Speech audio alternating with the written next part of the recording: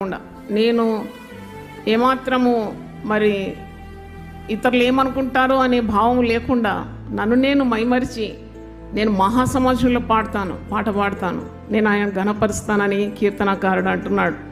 దేవునికి స్తోత్రం.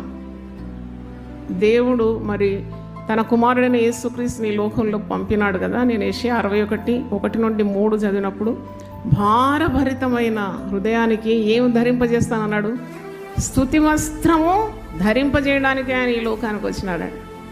అంటే మనం పాడినప్పుడు, మనము ఆరాధించినప్పుడు మరి ఇతరులు ఆ పాటను విని వారు దేవుని మహిమపరుస్తారు.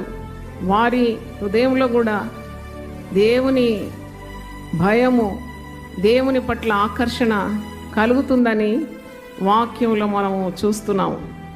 కనుక మనకు ఇచ్చిన తలాంతులు పాడడానికి కానీ, వాయిద్యాలు వాయించడానికి కానీ, దేవుని గురించి సాక్ష్యం చెప్పడానికి కానీ, ఆయనను మహిమపరచడానికి దేవుడు ఇచ్చిన ఏ అవకాశం కూడా వదిలిపెట్టకూడదు.